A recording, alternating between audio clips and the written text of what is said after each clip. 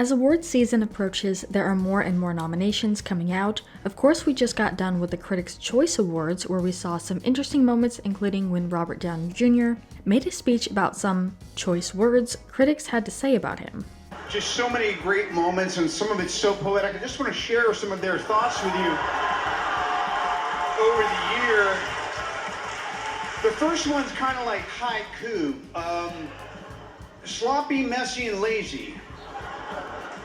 The next one is more metaphoric, like Pee Wee Herman emerging from a coma.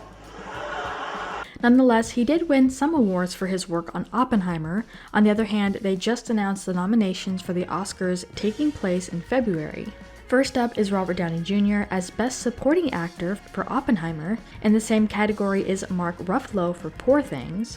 For Best Animated Feature, Spider-Man Across the Spider-Verse made it into this category. Across the Spider-Verse got raving reviews when this film came out, so it's no surprise that we hear from this film. The visual effects and the animation they used made the film all the more thrilling and interesting to watch, according to viewers, some even calling it the greatest movie that they have ever seen.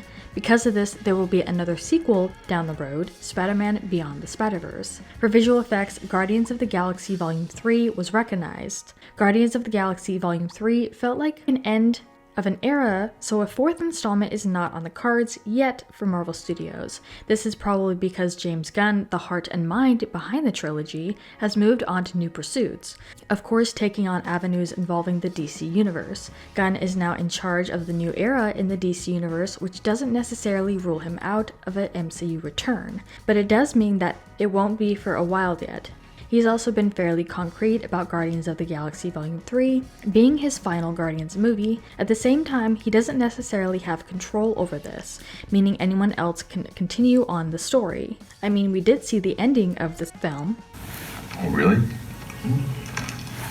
I kind of want to know.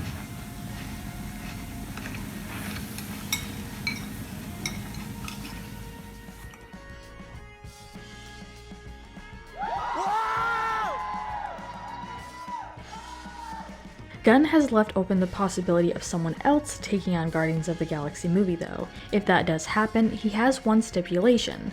I think as long as somebody brings themselves to it and doesn't try to copy that style, I think it can be really amazing. And there's so many directors I would like to do that, and I would love to see it happen, Gunn said.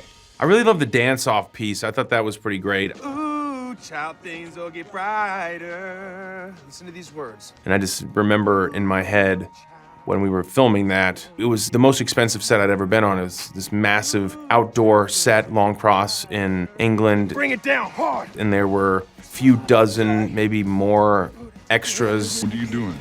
I mean, it may come as no surprise that not only were there not many projects released in 2023 for Marvel, but projects like Loki, I was actually surprised didn't make it into any of the categories considering the popularity and praise of the show. I mean, projects like the Marvels, it can kind of be understood as to why that project didn't get in line. But we wanted to turn this around to you guys. What do you think about all these nominations, and who do you think would win in each category? Let us know what your thoughts are in the comments down below. Make sure you're subscribed with notifications on for more videos just like this. That's it for today though. We'll see you all next time with a brand new video. Bye guys. This was from a Brit, a puzzling waste of talent. And lastly, and this one lingered, amusing as a bedlocked fart.